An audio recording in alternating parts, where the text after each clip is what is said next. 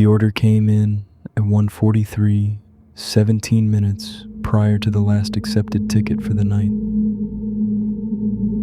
It was one of those apps then, with its constantly changing colors of the button that you have to press. Late May or early June, someplace around the college town, when everyone graduates and moves out, making most apartments abandoned while leaving some with light burning at 2 a.m. for either studying, packing, or drinking.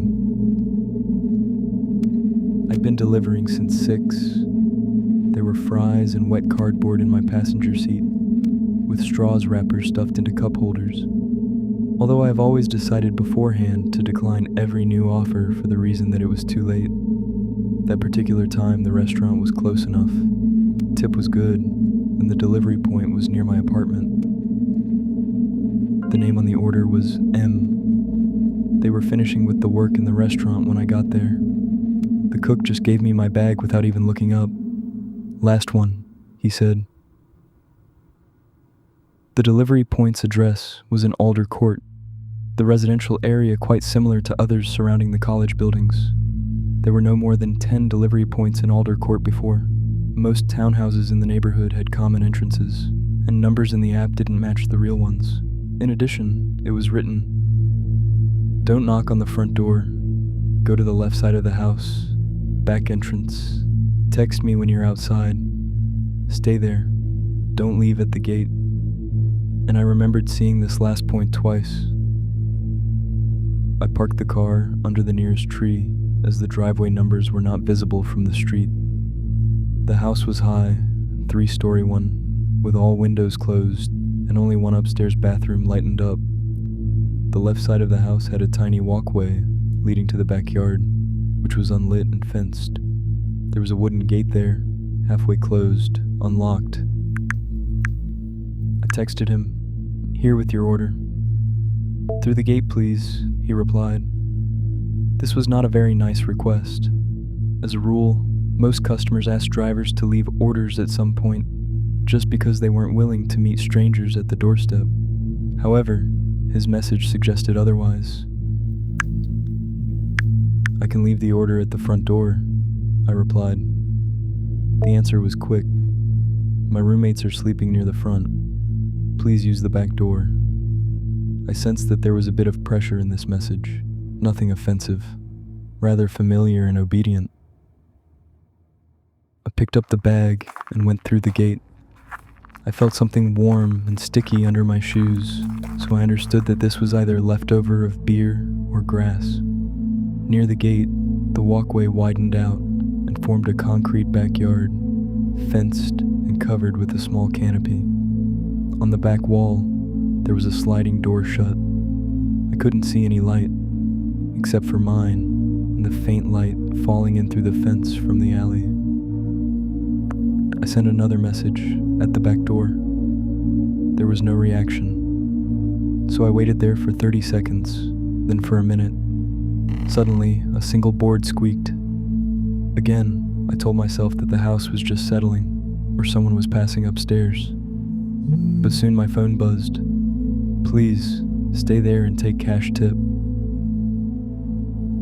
When I looked, there was no lock in the sliding door's lock. It just didn't sit straight and was leaving a thin vertical line between the door and its frame. I took a step backwards. The order was prepaid, so there was nothing to worry about. There was a tip in the app. "I do not need the cash. I'm going to leave the order at the door." This time, I didn't wait and sent the message. In a second after sending the message, I heard my phone ringing. Caller ID showed the app's relay number. "What?" I automatically answered, since it was the protocol of a professional driver. "You answered your customer, stayed polite, and cared for your completion rating." "Don't put it down." His voice sounded low and whispery, not like he was trying to hide, more like he was very close to someone and scared that person to hear him. "I'm at the back door," I said. "I know." There was a sound somewhere inside the house, like something dragging a couple of times and stopping. From a gap between two fence boards, I saw the lower part of a figure standing in the alley. His hand lay relaxed at his side. He moved a little too quickly for me to not notice him. He whispered into the receiver, "Please wait here." I didn't say anything in return. I felt the sliding door's handle move slightly behind me. So I put the order on the ground and rushed to the gate. I still kept the phone pressed to my ear, my keys in my hand. I hit my hip on something hard, stumbled on the pebbles, and barely reached my car, with my arm stretched with the sleeve of the thermal pack. When I locked the doors, I could hear breathing on the other end, silent and patient. He put the phone away.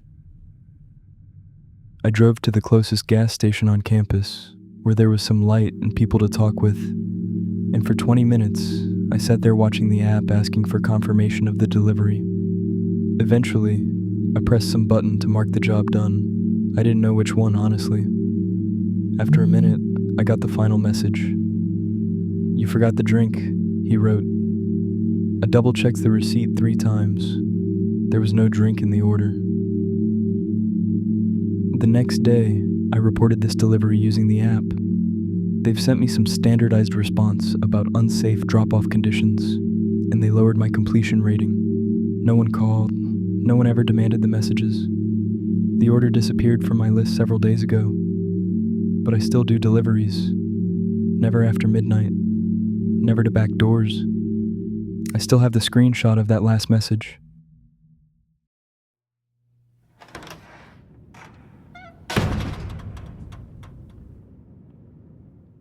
Like, share.